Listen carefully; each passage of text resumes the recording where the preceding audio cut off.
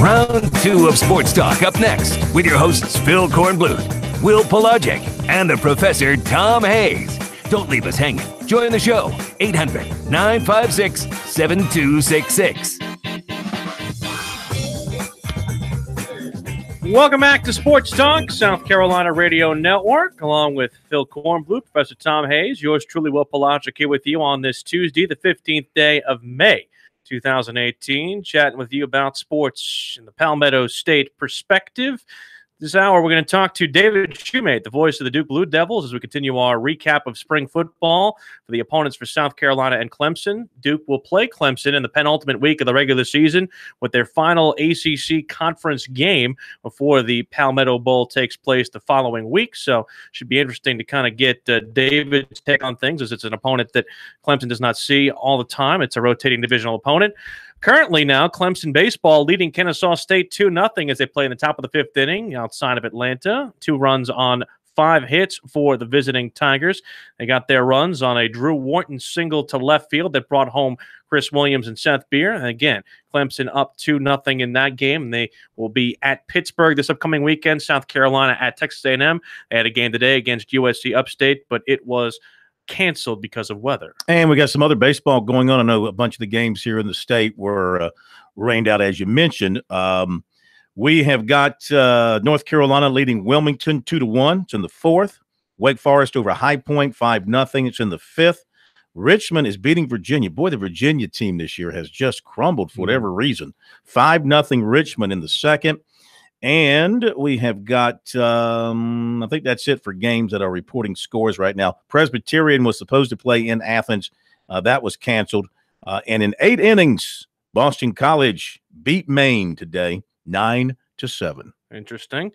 We had another comment from the person who brought up the Horry County Casino. He said, Corn, Latta, come on now. Residents don't care about Myrtle Beach anyway. Obvious choice. Darlington, not a bad idea. Might bring more races to the venue. Thanks for reading my tweet on the air. This is, again, part of the ever-reaching discussion about the gambling. And just to close the book on the issue, if you have a comment on it, 800-956-7266. If you don't like gambling, I want to ask why, and please don't hide behind your selective morality. That's all I'm happy to say. First of all, it's like any vice out there that we all participate in. Nobody makes you smoke, nobody makes you drink, and nobody will make you gamble. And here's the thing: smoke, it smells worse. It doesn't smell as bad as smoking does. You can't smell gambling. You know, listen, the few times I've ever been in a casino, and I've been in one a few times in Vegas, and I've been in one a few times in Iowa. I'm trying to think anywhere else. That's pretty much it where I've had the opportunity. Done the Bahamas over here. Yeah. I've been on a boat. That's right. Been in a boat. Did you not gamble on that cruise you took to Havana last year? Yeah. Okay. Just a little bit. Yeah. I mean, I set my limit. You know, when I lose $5, I'm done. That's it. Someone say you were gambling going to Cuba anyway, but that's just besides the point. Depends on when you're going. Yes. But, when I reach my limit of losing, I'm done. I pick up, I walk away, and I live to play another day. So, and I know people are going to say, well, you get addicted and people are going to spend their money foolishly and end up on welfare. But you know what? I mean, that's their choice. We can't be a nanny state. And that's what, if people want to spend their money that way, it goes back to, like, I know one of the big complaints about video poker and all that back in the day, was people would sit there and they cash their checks from work and they go sit at video poker tables and machines and lose all that money. And then they go home with nothing. Well, that was their choice. I mean, you have to be responsible for your own actions when it comes to stuff like that. Even in addictive behaviors, we even have it in politics. You call it the sin tax. When you add tax to cigarettes and alcohol, well, I am so glad I'm not a smoker. What does a pack of cigarettes cost today? I have no idea. More than you can afford. I mean, it's like, what, $7 for a pack? I don't know what it is, but you need to go in your own neck of the woods, New York and other places, because I've been in those when they added the tax to cigarettes in South Carolina years ago. And I saw this couple from New Jersey drive in, and they went in this tobacco store in Columbia, and the guy went in his pocket to get some cash. Then he saw the price of the cigarettes in South Carolina compared to home. Then he put his cash back in his pocket and went for the credit card and bought a whole bunch of cigarettes. And here's the other thing, and I don't want to get into the moral issue, but my dad told me a story. He does a lot of work with our church, and he took one of the Franciscan friars, part of the men's group, out to the Charlestown races across the border in West Virginia. And there was the Franciscan friar betting alongside the other civvies, and he ended up winning the superfecta, the 6th race, the Charlestown races, took the whole winnings, put it in the poor box. So for those of you who think that gambling is this immoral activity, it's not. And again, so much about what those rules and regulations were about and why the law in 1992 came about is because we don't have the infrastructure and the technology that we have now to be able to regulate it. And now, basically, the Supreme Court has heard every argument on it and said, you know what? There are things in place that they do in Nevada, and they have things in place in Montana, and they have things in place in Delaware where they take parlay bets. And now a lot of those things are in place in New Jersey, West Virginia, Mississippi, Delaware, and those states are going to be on the forefront. And there was an article, or there was a graphic put out by the AP yesterday. I don't know if you saw this, Corn, but they projected the states that within 2 years would be projected to possibly allow legalized gambling. They had a graphic for 2 years from now and 5 years from now. Guess which state was shaded in 5 years from now that could be possibly proposed to have possible gambling in their state?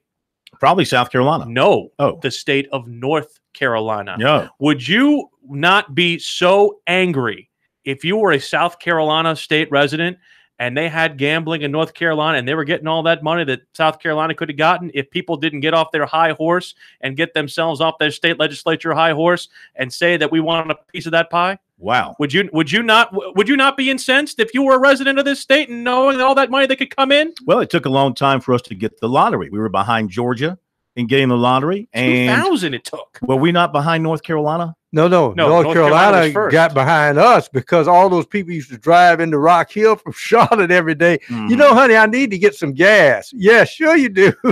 Here's the weird story of the day. I only mention this because it involves the family of somebody connected to our state. I just ran across this. Lucas Glover.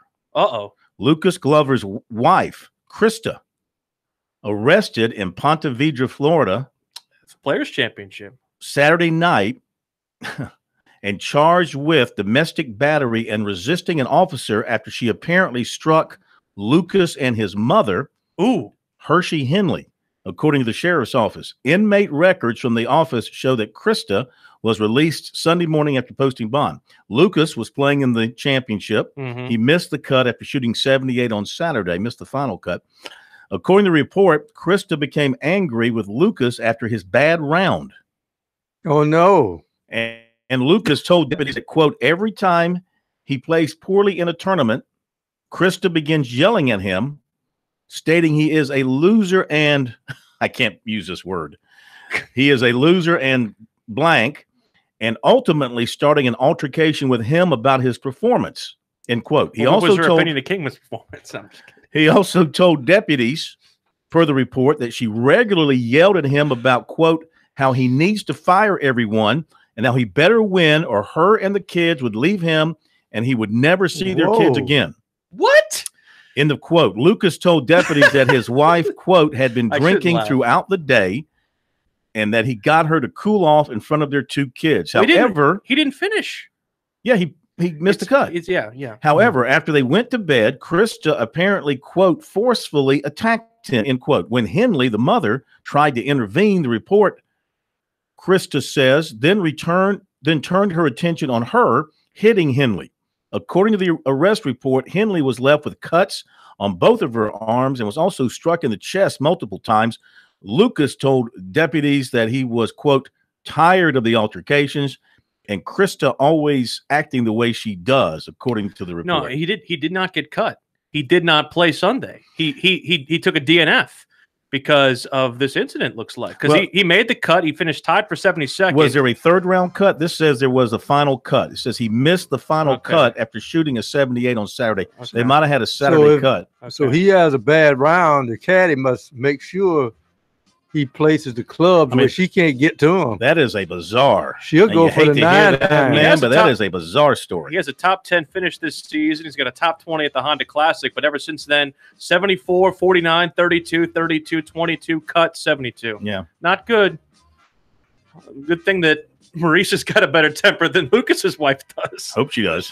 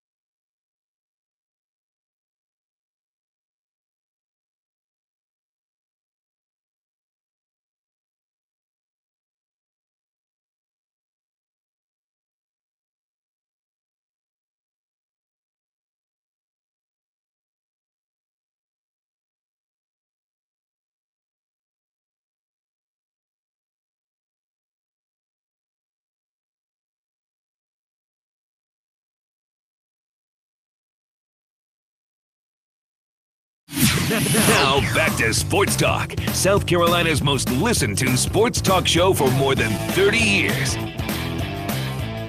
Sports Talk, South Carolina Radio Network, as we continue to go around the opponents of South Carolina and Clemson. And now we check in on the now completed first-year voice of the Duke Blue Devils. David Shumate joins us here on Sports Talk to go over the Duke Blue Devils, the rotating cross-division opponent this year for Clemson. They get them down here at Death Valley upcoming in this season. David, from your standpoint, what were you impressed with from Duke's spring practice time?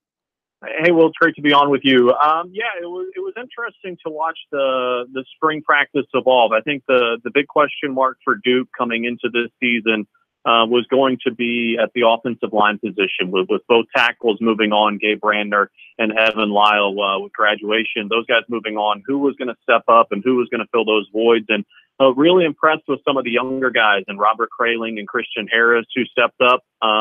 So I think that was a positive sign. Gave you some good feelings going into the fall in terms of the protection that obviously Daniel Jones is going to need going into his third year as the starting quarterback here at Duke. So that was good to watch, and also to see the dynamism of this receiving core become a little bit more effective. Last year, that was the challenge at times, Duke getting loose on the perimeter. And then probably the strength of this team in the passing game is Duke's got some really good tight ends coming into this year. So certainly some things to be impressed with on the offensive side of the football. I'd start there because I think the defense at this point is a known commodity of what Duke has built. Has a lot of returners coming back, obviously led by Joe Giles Harris, one of, if not the best linebacker in the ACC. So that's kind of the known commodity. I think the question mark going in is what can the offense do? And I think there were some positive signs in the spring. Yeah, the defense has got two first-team all-conference players coming back in Gilbert and Giles Harris. And really, when you look at the depth and their ability to make things happen offensively, you wonder kind of how that all gels together. But as far as this defense goes, who are some of the other names that are kind of the rising stars outside of Giles Harris and Gilbert? Well, and I think, as you nailed it, there were obviously a lot of interceptions for the team a year ago, and Gilbert was a big piece of that, and Joe Giles Harris, the All-American linebacker. But really, if you look at what the difference was in this defense, at least from my perspective, was the job that Ben Albert, who coaches the defensive line and now is one of the co-defensive coordinators, has done with that group up front. That was probably a weakness a couple of years ago for Duke, but that run-stopping force has really taken shape, and I think that's going to be a place that isn't talked about a lot, a guy like Edgar Serenord and what he can do, but guys like Victor Dimukeji and Trey Hornbuckle and Drew Jordan and Terrell Lucas, guys that aren't household names around the ACC, but really the job that they've done up front has opened things up for the linebackers and Ben Humphreys and Joe Giles Harris to run free, and then allowed those guys in the secondary to play a little bit tighter coverage because the quarterback's not going to have a lot of time to sit back there. So I think that front four continues to impress for Duke, and those guys were big and nasty in spring football, so I think that should continue. David Shumate joining us, voice of the Duke Blue Devil football team here on Sports Talk, South Carolina Radio Network. You mentioned the quarterback, Daniel Jones. David Cutcliffe, as you know, part of the quarterback whisperer frame of mind there. What has he done with Jones since he's been here, and what do you think he can reasonably expect out of Jones going into his third year as a starter, which many believe is the key year? Yeah, I think it'll be interesting to see what happens with Daniel Jones in his junior season. I think his sophomore year was kind of a learning season on a couple of different fronts. One, obviously Duke in the middle of their season, I'm sure Clemson fans didn't follow it super closely, but endured a 6-game losing streak, still able to get to a bowl game and won the Quick Lane Bowl over Northern Illinois to get to 7 wins on the season. But Daniel dealt with some injuries after a 4-0 start that really affected his ability to throw the ball down the field with accuracy. So he had to learn to adjust his game and work away from that. And also that limited his ability to go out and run, because obviously you don't want to make the injury any worse. And that's a big facet of a threat that he brings to the table. So he had to learn different ways to approach the game, but also had to learn to be a little bit more dynamic with his footwork and his passing game, because he had such an explosive freshman campaign when he came on, at least statistically, and everyone kind of had their eyes light up. And then after a strong outing early in the season last year against Northwestern, I remember Todd McShane, some of the NFL scouts were like, hey, pay attention to this guy. He's going to be someone to look at. But then the numbers dipped off, as I said, had to deal with some injuries. And I think what's going on in his junior season is going to be people are going to be more of a leader on the field, not a guy who's so focused on his individual footwork or his individual craft.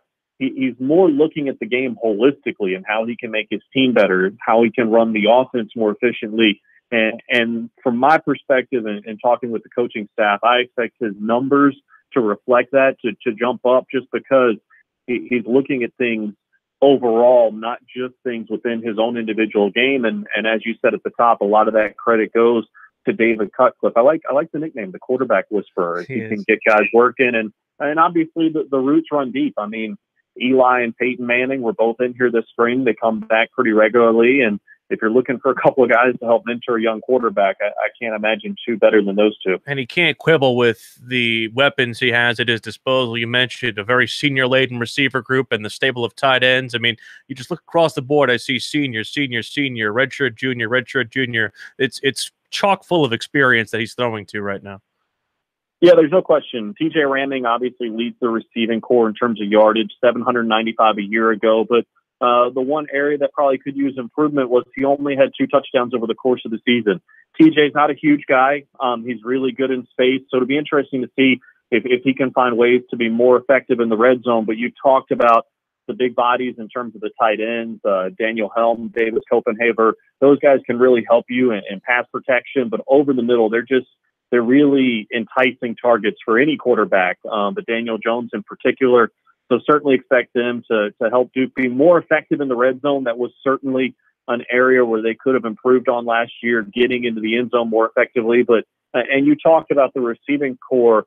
Ramming obviously leads that, but there's a lot of depth there. Guys like Chris Taylor, Aaron Young, Scott Bracey. I mean, the list goes on and on. That's going to be the strength, I think, of this receiving core. There's not a ton of guys that you can just see on and eliminate. There's other guys that can come to the table, and an experienced guy like Jonathan Lloyd that maybe isn't as athletic as some receivers across the ACC, but is crafty and can find himself open in space. So that'll be interesting to watch. And obviously for Duke, for them to be successful the last few years, it's going to have to be anchored by the running game. I don't think that should be a surprise or anything new coming into this season. So look for a guy like Britton Brown to step into a leadership role with Sean Wilson moving on to graduation. So that'll be interesting to see how it all kind of comes together. But I do think the fact that Duke has such a strong defense, I mean, the scoring defense only gave up about 20 points a game a year ago, takes a little bit of pressure, if that makes sense, off the offense, that you don't feel like you have to go out and score 30, 35 to win a football game, or if you make a mistake, you can't recover. So it'll be interesting to see if that allows Duke to play a little bit freer. The schedule is a little bit more difficult this year with a couple of Power 5 non-conference road games early in the year against Northwestern and Baylor. And as you said, coming to Death Valley in November is going to be no easy task. And that Army game that you guys open up with, I'm sure you didn't expect what the Army Black Knights look like now as opposed to when that game was scheduled. No, I mean, give all the credit in the world to Army. They've turned into a power program, and then, beaten Navy the last couple of seasons, and they were really good. We played them up there, and they got a couple of quick touchdowns, blocked a punt, returned it for a touchdown, and before Duke could kind of get their head up, they were down a couple of scores, and I think that's going to be a focal point going into this season.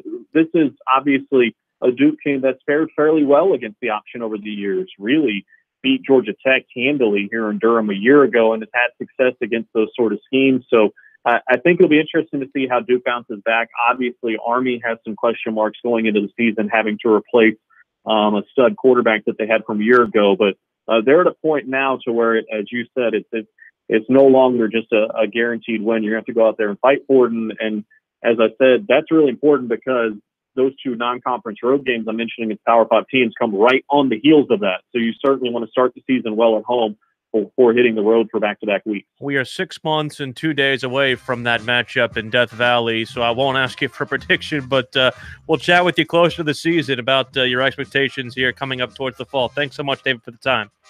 No, sounds great. Appreciate having me on. Those are the words of the voice of Duke, David Shoemate, here on Sports Talk South Carolina Radio Network. Again, Duke and Clemson facing off in Death Valley on the 17th of November, the penultimate game of the regular season and their last conference game. Kerry Tharp, president of Darlington Raceway, will recap the NASCAR weekend with us next on Sports Talk.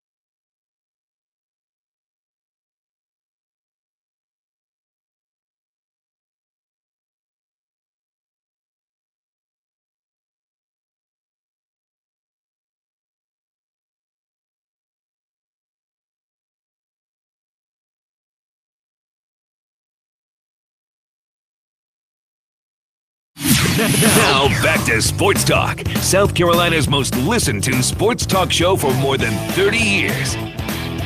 While we have a moment here on Sports Talk, before we get to Kerry Tharp, president of Darlington Raceway, you wanted to say a word on the NBA draft lottery? Vomit. It's my word about the NBA draft lottery. You'll say that, but if the Lakers end up in Boston gets that pick at 2 or 3, you'll like it a lot more after that. You know, if you've listened to this show, that I've despised the draft lottery, not the actual process of the draft lottery, though. Just the idea. It's a joke. But it's a joke to me that a major league like the NBA can't trust its players to play hard for 82 games. I don't care if you're 2-78 going into the last week. You should play. I think it should be the other way around. I think if you are found to be tanking, that you should be forced to forfeit your first round pick or be moved from having the first round pick to the last pick of the first round. Can't trust people with humans because of human nature. Well, NFL teams don't tank.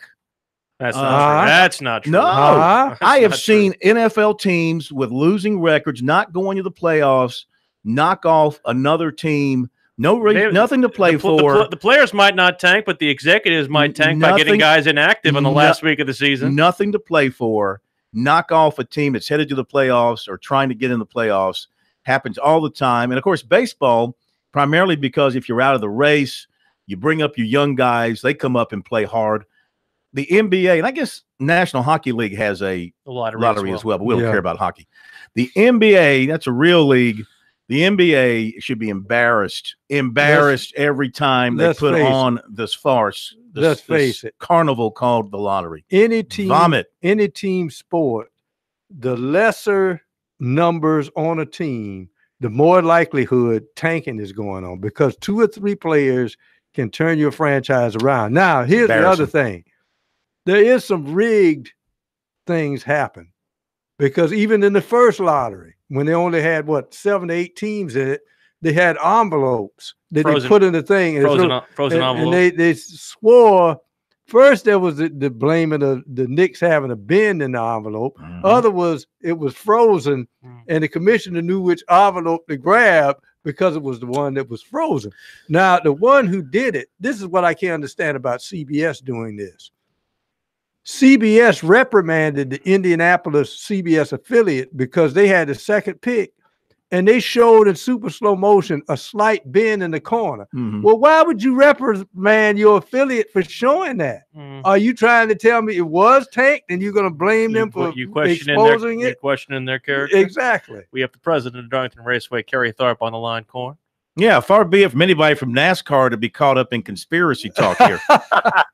Never no conspiracy in NASCAR. It's always above board. Sorry I'm late to calling in down here in Daytona for some track meetings and try to get away, but just people kept talking to me, wanting to talk up Darlington, and I just had a trouble getting over here to the phone. I thought maybe you were down there to go ahead and purchase NASCAR from the France family yourself.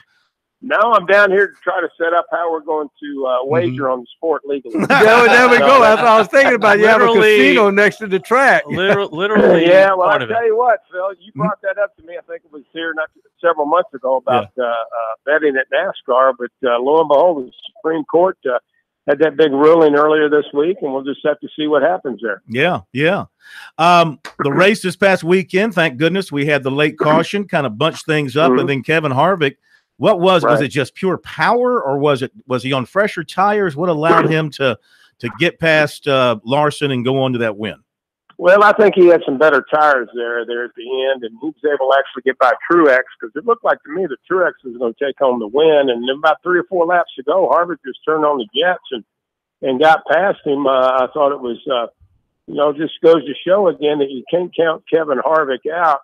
And they don't call him the closer for nothing. But 5 wins now for the 4 car, and it's pretty impressive what he's been able to accomplish so far in this first part of the season. It is. I mean, it's total domination. Which on the one hand, in your sport, it's not a bad thing to have a team that is really good and everybody can point towards. It certainly looks like they're going to be the team to beat. He's sort of following in the footsteps of what Truex did last year, winning all those races on his way to the championship. Looks like Harvick could be a repeat. Oh, there's no question. I mean, he right now is definitely been the story of the year so far. His strength and domination, and really the Fords. I know we talk about it week in and week out, but the Fords have just done a super job, in performance so far this year. And you kind of waiting, you're kind of waiting for the Chevrolets to see if they're going to be able to do anything. But the Fords right now are just so much dominant over everybody else. And we saw that again last week at Kansas when he overtook Truex down there towards the stretch. But I think right now Harvick is just one of those teams, one of those athletes that's having a storybook season. We'll see if it continues the rest of the way. I hate to backtrack, KT, but since you are down there talking about the future of the sport with this new brave world involving wagering, I just want to ask you, from a business person's standpoint, what would not only wagering mean for NASCAR, but also what would something, whether it's a casino, whether it's an on-site sports book, but what would that mean in the state of South Carolina at Darlington Raceway? What would that mean for your business currently at that racetrack, if that would happen? Well, that's a great question, Will, and certainly, I think it's very intriguing, very interesting. When that ruling came out on Monday, it certainly was the talk of the day, and has spurred so much interest across the country, in all forms of sports. You take a look at Kansas, they have a casino right there outside the racetrack. Sure it's do. a wonderful facility. But they don't have a sports book there. But I guarantee they may be getting there one quick. But it's a great facility. It's a great tie into the complex they have out there at Kansas. And so, be able to think about those possibilities here in the state of South Carolina is kind of intriguing. And I know there's a lot of work to be done for that to happen, but I think there's also some opportunities here. But there's certainly some revenues that could be made and would help everybody out in the state. So we're kind of look and see attitude right now and see where this goes. But I think it would be a benefit to the sport and a benefit to the state. How much action do the sports books in Vegas normally get on a weekend NASCAR event? Do you know? Well, probably more than you think. I've been out there a couple of times on the banquets and so forth and so on. And, there's a lot of NASCAR fantasy leagues. They're not nearly publicized as much as the NFL fantasy leagues are, but I know a lot of people that aren't really NASCAR fans that are involved in NASCAR fantasy leagues. And so, there's more action on that than you think that there is. And so, there's a lot of the, people that do research and provide all the information and statistical information as it pertains to different teams and drivers. But there's probably more involved with it than you actually think that there might be. Just in your opinion, when we heard about what I'll call a trial balloon of NASCAR maybe up for sale, with this Supreme Court decision, just in your opinion, has this opened up maybe a pool of potential purchasers of NASCAR who may have not thought of purchasing NASCAR before? Well, Professor, that's a great question as you pose it. I hadn't really thought about that, but perhaps so.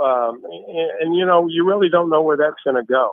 And what does it really mean if they're going to go down that road of maybe having different ownership, or at least a stake in the majority of the ownership? I don't know what that really means, but certainly, I think that the Supreme Court ruling is probably one of the biggest sports stories of the year, without a doubt. And you look at all the ramifications that it can have, not just in pro sports, but look at collegiate sports. And what does that mean to the college athlete? If you're making millions and millions and probably billions of dollars off of college sports, and it's going to be legal, what does that mean for the college athlete? I guess it remains to be seen, but I think it's a lot of conversation and a lot of things that could happen here in the days and months ahead. Means that they can go bet legally on their teams. Yes, I guess. And on themselves. So. That's right. That's right. So we'll see what happens. Interesting times right now. Interesting times. KT, we thank you, man. Have a great evening, and we'll talk to you next week. Sounds good. Appreciate it, fella. Sounds like he's on board for Darlington Resort Casino. I think he likes it. I wouldn't mind it.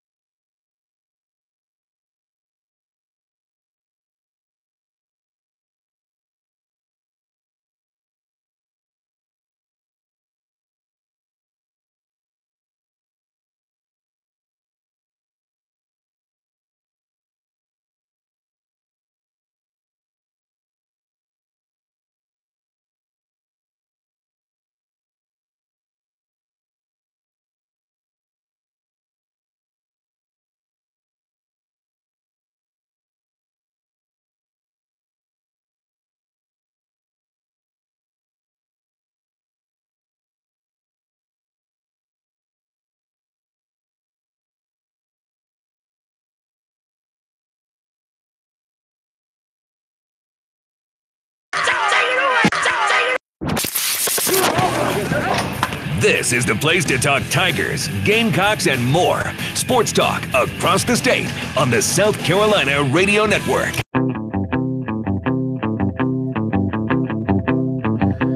Welcome back, Sports Talk South Carolina Radio Network. So it sounds like KT wants Darlington Resort and Casino. Yes, I think he's all in on that thing. Here's the thing, you know, once you take the morals out, this is a nonpartisan issue. It's a nonpartisan issue. It's, do you like money? I like money. Do you like money? I like lots of money. I think people are seeing the money. No, here's the deal. It's not that you like money. You like what money can do.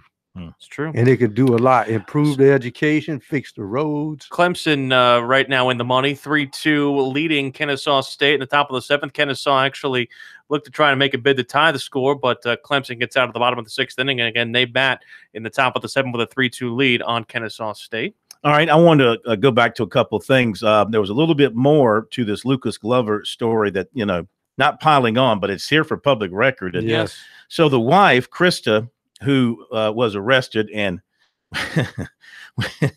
when she was being taken to jail, she complained to the cops that the handcuffs were too tight.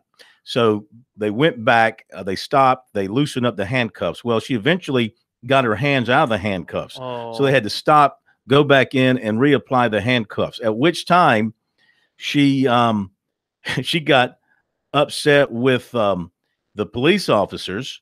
And while en route to the jail, according to the police report, she stated, quote, "Wait till the tour hears about this. You will lose your job. Oh, yeah. This is why cops get shot in the face. Oh, come on. Wait till I talk with the judge. You will be fired over this." She was yelling while being transported to the jail. Now, Lucas That's bad. put out a statement this afternoon. On May 12th, my wife and mother were involved in an argument to which the police were called. Everyone is fine. Regrettably, although Krista was charged, we are comfortable that the judicial system is able to address what actually happened, and Krista will be cleared in this private matter. What actually happened sounds to me like Lucas's wife had a little bit too much to drink in Ponte Vedra Beach. Yeah, there's no question about it, and got a little crazy. That's what I want to mention to you here. Oh, Jason Billis of Coastal was named the Big South Pitcher of the Week. Sunbelt. I'm Sunbelt Pitcher of the Week, right? 4-0 win. Hard habits are hard to break. Yes. Old habits. Anyway, they've already clinched the regular season title. So, you know, they did that last year, but they weren't good enough to be in position to automatically be in the tournament, because you still had to win the Sun Belt tournament. Mm-hmm. They got held up by rain by like, what, 3 days, I think it was. They had to resort to a single elimination tournament. Right. Coastal got beat in its first game and did not make the NCAA tournament. Got job there. Yeah. Carolina Panthers sale could possibly be official as soon as next week when the NFL owners meet in Atlanta. And the man who has emerged as the favorite, the hedge fund manager and minority owner of the Pittsburgh Steelers, David Tepper, who, according to multiple reports, is going to cut a $2.2 billion check, yet is cash money, not assets, not real estate, cash money to the National Football League for the team that is currently owned at least by Jerry Richardson in name only, although not necessarily in a controlling aspect. His pen could run out of 8 before he draws enough zeros. I was listening to WBT, the voice of the Panthers radio station, throughout the day, and they were doing a lot of news updates on this story and talking to Panther fans and getting some insight. And a couple of things came out of it. Number one, he fully intends to leave the team in Charlotte. Number two, he fully intends, because he'll be buying the stadium as well. That's part of the deal. Right. He fully intends to leave the stadium in place. Right now, no plans on building another stadium. He does intend to spend money on the stadium for further refurbishment, because it just went through some refurbishing. So he plans to spend money on that. And according to these reports, he plans to keep the people in place. He does not plan to come in and make wholesale changes of the people in the administration and the people who've been running the organization. And one of the things that people were saying in conjunction with him is that he will be a more visible owner than Jerry Richardson is. Jerry kind of maybe they wish Jerry hadn't been so visible, considering some of the reports.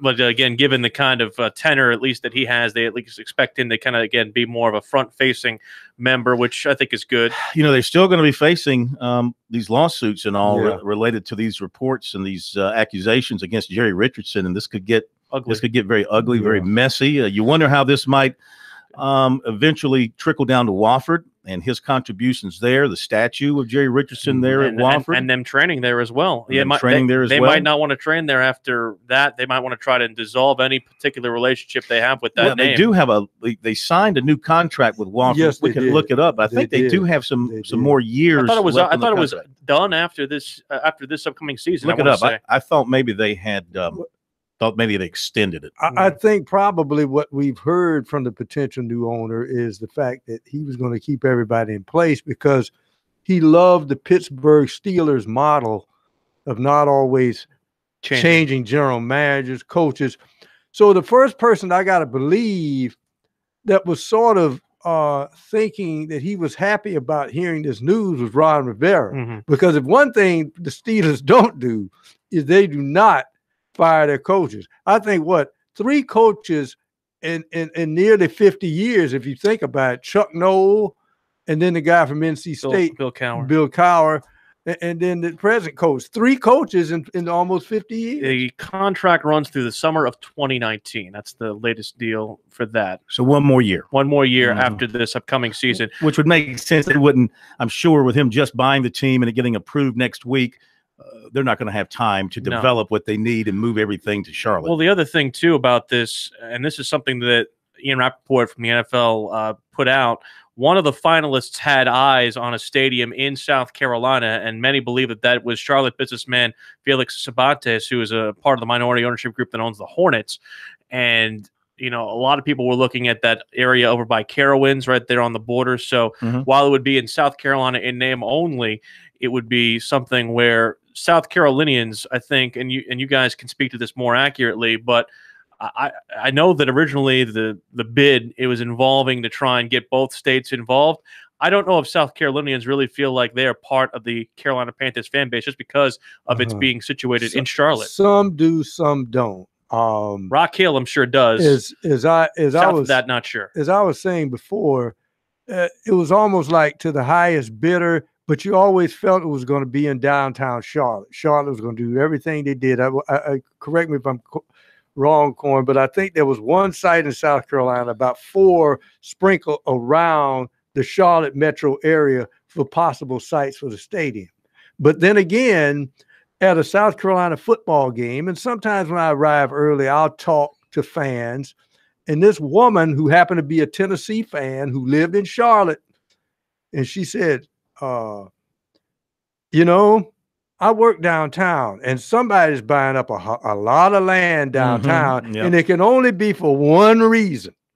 And she was right. That's exactly the plot of land she was talking about is where they put that stadium. So it's almost a feeling that you almost knew it was going to be in downtown Charlotte. Well, would you be in favor, Corn, of something where maybe they build an extra team headquarters in Rock Hill with practice facilities and things like that, as not necessarily an olive branch to the state of South Carolina, but just to say, hey, we care about you guys too? Does that need to happen?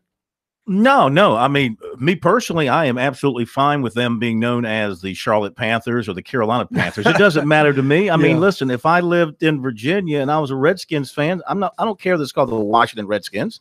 That's my team. Now, if they want to cut ticket prices for South Carolina fans to show some love, that might be fine. But no, I have no problem with what they've done. I really have this feeling that there is going to be a sit down and a prayer meeting with the people in Spartanburg County and the city of Spartanburg and Wofford and say, look, we understand what happened to the previous owner, but we don't want to lose you guys.